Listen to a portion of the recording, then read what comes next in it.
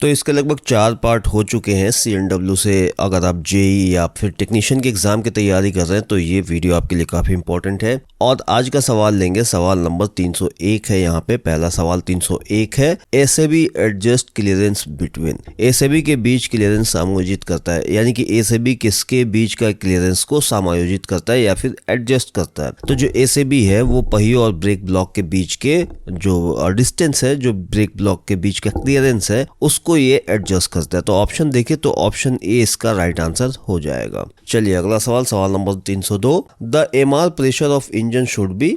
MR में engine का pressure कितना होना चाहिए? तो देखिए एमआर में इंजन का प्रेशर 8 से 10 किलोग्राम होना चाहिए। ऑप्शन में देखें तो ऑप्शन बी इसका राइट आंसर होगा। एमआर का प्रेशर 8 से 10 किलो होता है। उसके अलावा बीपी का जो प्रेशर होता है, यानी कि ब्रेक पाइप का प्रेशर 5 किलोग्राम पर सेंटीमीटर स्क्वायर होता है। जबकि अगर हम एफपी की बात करें तो एफपी का प्रेशर 6 किलोग्राम पर सेंटीमीटर स्क्वायर होता है। अगला सवाल, what do you mean of SWTR। SWTR से आप क्या समझते हैं? तो SWTR का फुल फॉर्म पूछा गया है यहाँ पे बेसिकली। तो SWTR का फुल फॉर्म होता है single wagon test rig. Option में देखें तो ऑप्शन बी, या फिर यहाँ ऊपर देखें इंग्लिश में तो ऑप्शन बी इसका राइट आंसर होगा। यहाँ पे सवाल और क्वेश्चन आंसर दोनों ही हिंदी इंग्लिश दोनों में ही है। एकल वैगन परीक्षण रिग अगर हिंदी में देखा जाए तो उसका आंसर होगा, और इंग्लिश में अगर देखा जाए तो सिंगल वैगन टेस्ट रिग उसका आंसर होगा। चलिए अगला सवाल, सवाल number 304, if C3W type DV is manually released, pressure is released from. अगर हम यदि C3W टाइप के DV को मैनुअली रिलीज करते हैं तो प्रेशर कहां से निकलेगा? AR से, CR से, ब्रेक सिलेंडर से, या इन सारे में से? तो मेरे हिसाब से इन सारे में से राइट आंसर होगा। ऑप्शन डी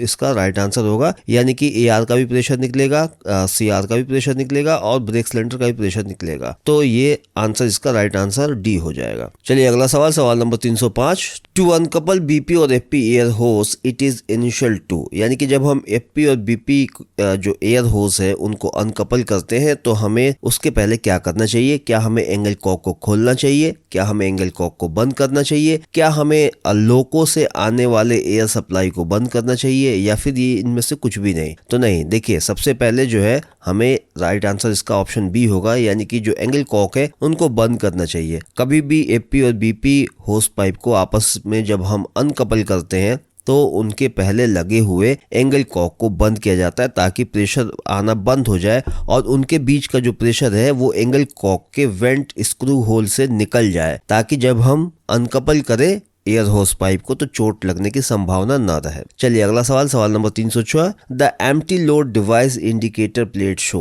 खाली और लोड डिवाइस का जो प्लेट है वो क्या दिखाता है? यानी कि कौन से कलर खाली को दिखाता है, कौन सा कलर यहाँ पे लोड को दिखाता है? तो जो एम्प्टी लोड डिवाइस होता है कुछ इस तरह का एक छोटा सा बॉक्स होता है। जो मैनुअली एम्प्टी लोड डिवाइस की बात हो रही है, ये 2 पार्ट में होता है, और एक तरफ जो होता है यहाँ पे पीला होता है, येलो कलर होता है, और एक तरफ ब्लैक होता है। बीच में एक लीवर रहता है, हैंडल होता है। इस हैंडल को जब पीला खाली, देखिए जो पीला है वो खाली को दिखाता है। यहाँ पे पूछा गया है कि जो येलो है वो किसको दिखाता है? तो येलो जो है वो एम्प्टी को दिखाता है, जबकि ब्लू जो है ब्लैक जो है वो लोड को दिखाता है। तो जब हमारा वैगन एम्प्टी रहता है तो हम इस हैंडल को एम्प्टी येलो की तरफ कर देते हैं, और जब हमारा वैगन भरा हुआ रहता है तो हम इस हैंडल को घुमा के इधर यहाँ पे ब्लैक की तरफ कर देते हैं। तो यहाँ पे एम्प्टी लोड डिवाइस का पूछा गया है कि इंडिकेटर जो प्लेट लगा हुआ होता है उसमें येलो किसको क्या होता है और काला क्या होता है? तो येलो जो है वो खाली को दिखाता है, जबकि ब्लैक जो है वो लोडेड कंडीशन को दिखाता है। चलिए अगला सवाल, सवाल नंबर 307, the first step of releasing brake binding in conventional air brake system is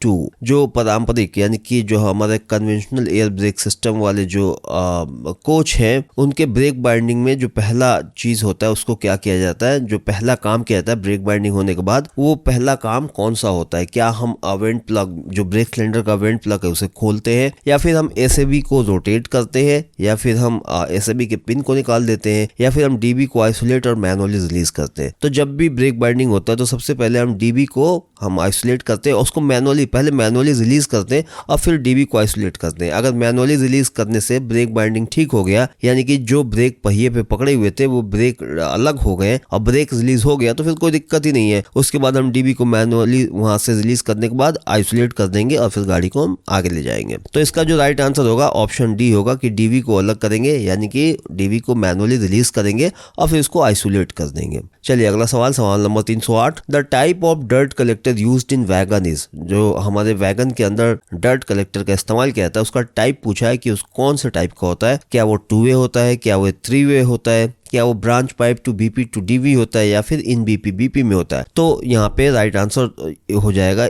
ये बी, ऑप्शन बी, वो 3 वे होता है, यानी कि डर्ट कलेक्टर में 3 तरफ से रास्ते होते हैं पाइप के जाने के। चलिए अगला सवाल, सवाल number 309। The function of return spring provided in air brake cylinder is, air brake cylinder के अंदर दिए गए रिटर्न स्प्रिंग का काम क्या है। स्प्रिंग को पिस्टन के बाहर धकेलना, पिस्टन को सिलेंडर के अंदर धकेलना, डेड लीवर को आगे बढ़ाना, या फिर नियंत्रण रॉड यानी कि जो कंट्रोल रॉड होता है उसको धक्का देना। तो जो यहाँ पे रिटर्न स्प्रिंग होता है उसका काम होता है पिस्टन को सिलेंडर के अंदर धकेलना। ऑप्शन देखें तो ऑप्शन बी इसका राइट आंसर हो जाएगा, पिस्टन को सिलेंडर के अंदर धकेलना। चलिए अगला सवाल, सवाल नंबर 310। Standard thickness of UIC Casnub bogie composite brake block is, यहाँ पे पूछा जाता है यूआईसी कैसनफ बॉगियों की जो कंपोजिट ब्रेक ब्लॉक होते हैं उनके स्टैंडर्ड मोटाई कितनी होती है। तो ये 58 mm होती है। ऑप्शन में देखें तो ऑप्शन डी इसका राइट आंसर हो जाएगा 58 mm। अगला सवाल, सवाल नंबर 311। How many side frame fitted in Casnub bogie और ट्रॉली, कैसनफ बॉगी या ट्रॉली में कितने साइड फ्रेम लगे होते हैं। तो 2 लगे होते हैं। ऑप्शन देखें तो ऑप्शन ए इसका राइट आंसर हो जाएगा, कैसनफ ट्रॉली बॉगी में 2 साइड फ्रेम लगे होते हैं। सवाल नंबर 312। What is the axle load of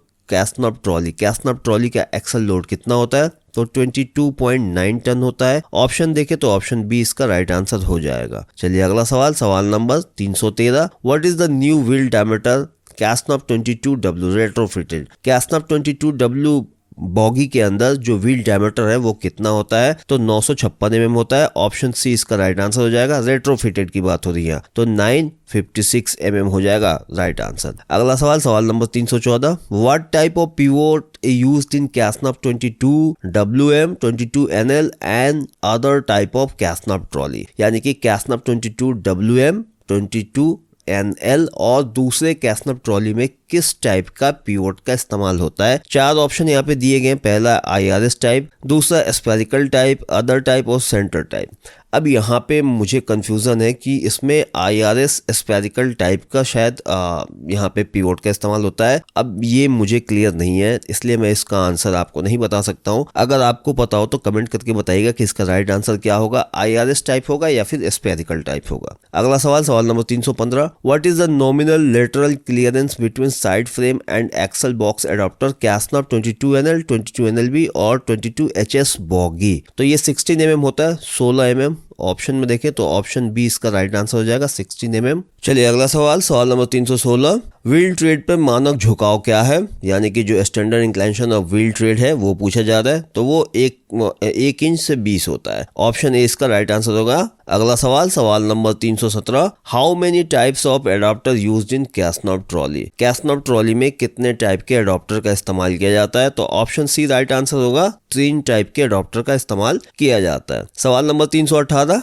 कंडमिंग size of elastomeric pad of CASNUB bogies, CASNUB bogie में जो इलेक्ट्रोमेटिक पैड का इस्तेमाल किया जाता है उसका कंडमिंग साइज यहाँ पे पूछा जा रहा है। तो वो 42 होता है, 42 mm। ऑप्शन सी इसका राइट आंसर हो जाएगा। सवाल number 319। Nominal dimension of side barrel rubber pad of CASNUB bogies, CASNUB bogie के लिए जो साइड बैरल में रबर पैड का इस्तेमाल किया जाता है उसका नॉमिनल डायमेंशन कितना होता है। तो 114 mm होता है। ऑप्शन देखें तो ऑप्शन ए इसका राइट आंसर हो जाएगा। सवाल नंबर 320।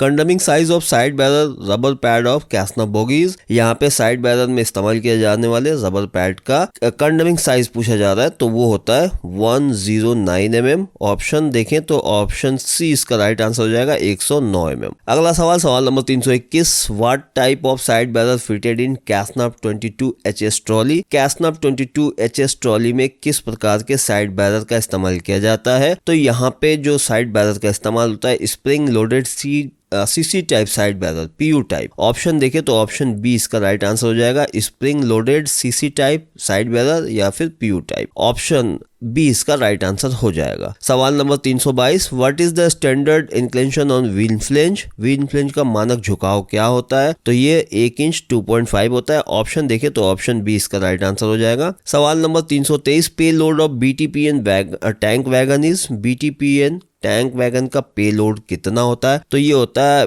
54.28 ton, 54.28 ton. ऑप्शन देखें तो ऑप्शन बी इसका राइट आंसर हो जाएगा। सवाल number 324, axle load of BTPN tank wagon is? BTPN tank wagon का एक्सल लोड कितना होता है? तो ये होता है 20.32 टन। ऑप्शन देखें तो ऑप्शन ए इसका राइट आंसर हो जाएगा, 20.32 टन। सवाल number 325, cleaning of bitumen barrel is carried out with? जो बिटुमेन बैरल है इसकी सफाई जो की जाती है वो किस चीज से की जाती है? केरोसिन ऑयल, पेट्रोल, लेडियम और नन ऑफ द एबव, इनमें से कोई नहीं। तो केरोसिन, मिट्टी का तेल, मिट्टी के तेल से इसकी सफाई की जाती है। ऑप्शन ए इसका राइट आंसर हो जाएगा, मिट्टी का तेल। सवाल number 326, barrel length of BTPN tank wagon is? जो बीटीपीएन टैंक वैगन होता है उसमें जो बैरल होता है उस बैरल की लंबाई कितनी होती है, लेंथ कितनी होती है? तो 11,458 mm, 11,458 mm उसकी लंबाई होती है। ऑप्शन देखें तो ऑप्शन सी इसका राइट आंसर हो जाएगा। सवाल number 327, barrel diameter of BTPN tank wagon is? जो बीटीपीएन टैंक वैगन होता है उसके बैरल का डायमीटर कितना होता है? तो 2,840 mm। ऑप्शन सी इसका राइट आंसर हो जाएगा, 2,840 mm। अगला सवाल नंबर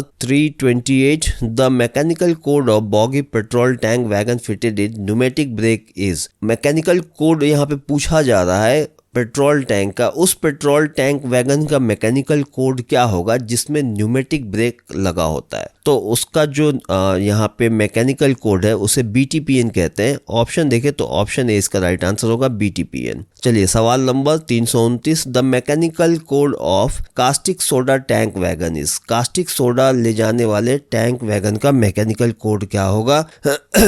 सॉरी, तो कास्टिक सोडा और टैंक वाले मैकेनिकल वैगन का मैकेनिकल कोड टीसीएस और बीटीसीएस, यानी कि टीसीएस एंड BTCS होता है। ऑप्शन देखें तो ऑप्शन बी इसका राइट आंसर हो जाएगा। चलिए सवाल number 330, codal life of tank wagon is? Tank wagon का कोडल लाइफ कितना होता है? तो 45 ईयर होता है। ऑप्शन देखें तो ऑप्शन बी इसका राइट आंसर हो जाएगा। सवाल नंबर 331, in the tank wagon close the vapour extractor cock after? Tank wagon के ऊपर जो वेपर एक्सट्रैक्टर कॉक होता है उसको कब बंद किया जाता है? यानी कि जो टैंक वैगन होता है उसके अंदर जो भाप बनता है, वेपर बनता है, उसको निकलने के लिए एक एक्सट्रैक्टर कॉक होता है, उसको पूछा जा रहा है कि कब बंद किया जाता है? तो लोडिंग के टाइम। ऑप्शन देखें तो ऑप्शन बी इसका राइट आंसर हो जाएगा, लोडिंग के टाइम। चलिए सवाल number 332, interval of ROH in BTPN tank wagon is? BTPN tank wagon का आरोच का इंटरवल पूछा जा रहा है, तो 24 मंथ होता है, 24 मंथ। ऑप्शन देखें तो ऑप्शन डी इसका राइट आंसर हो जाएगा। अगला सवाल number 333, cleaning of H2SO4 tank wagon is carried out? जो H2SO4 टैंक वैगन होते हैं इसकी सफाई किसके द्वारा की जाती है? तो सोडियम फास्फेट। ऑप्शन बी इसका राइट आंसर होगा, सोडियम फास्फेट के द्वारा इनकी सफाई की जाती है। सवाल नंबर 334, air tightness test pressure of master valve is? जो मास्टर वाल्व होता है उसका टाइटनिंग का एयर टेस्ट प्रेशर कितने प्रेशर से किया जाता है? तो वो होता है 0.35 से 0.056, 0.35 से 0.056 किलोग्राम पर सेंटीमीटर स्क्वायर। ऑप्शन ए इसका राइट आंसर हो जाएगा। सवाल number 335, what is the location of safety valve fitted in liquefied petroleum gas tank wagon? जो liquefied petroleum gas tank wagon होता है इसमें सेफ्टी वाल्व कहाँ होता है, फिटेड कहाँ होता है, उसका लोकेशन यहाँ पे पूछा जा रहा है। तो इनसाइड डोम, गुंबद के अंदर, इनसाइड डोम। ऑप्शन ए इसका राइट आंसर हो जाएगा। हिंदी में देखें तो अंदर का गुंबद। चलिए अगला सवाल number 336, कंडमिंग limit of BLC wheel set is? जो BLC के व्हील सेट होते हैं उनका कंडमिंग लिमिट पूछा जा रहा है, तो वो 780 mm होता है, 780 mm। ऑप्शन देखें तो ऑप्शन डी इसका राइट आंसर हो जाएगा। अगला सवाल नंबर 337, for lifting the container force required to lift the container on automatic twist lock is. जो कंटेनर होते हैं, कंटेनर को उठाने के लिए स्वचालित ट्विस्ट लॉक पर कंटेनर को उठाने के लिए कितने प्रेशर की, कितने बल की आवश्यकता होती है? तो 1000 किलोग्राम। ऑप्शन देखें तो ऑप्शन 20 का राइट आंसर हो जाएगा। यानी कि जो कंटेनर एक दूसरे के ऊपर रखे रहते हैं तो ऑटोमेटिक ट्विस्ट लॉक से वो लॉक हो जाते हैं, तो उससे निकालने के लिए कंटेनर को जब उठाया जाता है तो कितने ताकत की जरूरत पड़ती है? तो 1000 किलोग्राम। चलिए अगला सवाल, सवाल number 338। In place of empty load box what device is used in BLC wagon? VLC wagon के अंदर एम्प्टी लोड बॉक्स की जगह कौन सी डिवाइस का इस्तेमाल किया जा रहा है? तो अब आजकल, पहले तो एम्प्टी लोड बॉक्स का इस्तेमाल किया जाता है जो कि मैनुअली रूप से वो काम करता था, मैनुअली उसके हैंडल को एम्प्टी है तो एम्प्टी की तरफ, और अगर वैगन लोड है तो लोड की तरफ उसको करना पड़ता था। लेकिन अब उसके जगह एक ऑटोमेटिक डिवाइस का इस्तेमाल किया जाता है जिसका नाम है LST, load sensing device. Option B इसका राइट आंसर होगा। और LST यानी कि लोड सेंसिंग डिवाइस, ये ऑटोमेटिक एक डिवाइस है जो खुद ही सेंस कर लेता है कि जो वैगन है वो लोड है या फिर एम्प्टी है। अगर लोड है तो ये लोड वाला कंडीशन में ब्रेक अप्लाई कराता है, और अगर एम्प्टी है तो एम्प्टी कंडीशन के हिसाब से ब्रेक अप्लाई होता है। तो ये पूरा सिस्टम ऑटोमेटिक हो गया है, और जिस वैगन के अंदर यहाँ पे LST लगता है वहां से लोड एम्प्टी लोड डिवाइस को हटा दिया गया। चलिए अगला सवाल, सवाल number 339। What is the material specification of BLC wagon trolley? BLC wagon trolley में जो ट्रॉली इस्तेमाल किया जाता है उसके मटेरियल का स्पेसिफिकेशन पूछा गया कि क्या होता है? तो कास्ट स्टील होता है, यानी कि कच्चा इस्पात। ऑप्शन ए इसका राइट आंसर हो जाएगा, कास्ट स्टील। चलिए अगला सवाल, सवाल नंबर 340। Length of over slackness draw bar for B car of BLC wagon is. BLC wagon के बी कार के लिए स्लैकलेस ड्रॉ बार की लंबाई कितनी होती है? तो ऑप्शन सी इसका राइट आंसर हो जाएगा, 12212 mm। Option C. तो आज के वीडियो में बस इतना रहने देते हैं। अगर आगे के और पार्ट्स आपको देखने हैं तो चैनल को सब्सक्राइब कर लीजिएगा, ऐसे बहुत सारे वीडियोस आने वाले हैं। क्योंकि जो सवाल है ना, 1000 से ज्यादा सवाल है, कम से कम ये 1500 सवाल है। पार्ट बाय पार्ट सारे सवाल आएंगे। इसके पहले इसके 3-4 पार्ट आ गए, आपने नहीं देखा है तो चैनल पर जाकर देख लीजिए। आज की वीडियो कैसे लगी कमेंट करके बताइएगा, और इसमें हो सकता है कि किसी सवाल का आंसर गलत हो तो कमेंट करके प्लीज जरूर बताइएगा, और सही आंसर बताइएगा कि उसका सही आंसर क्या होगा, कि अगले वीडियो में हम उसको कंसिडर कर सके और लोगों को बता सके। वीडियो देखने के लिए धन्यवाद।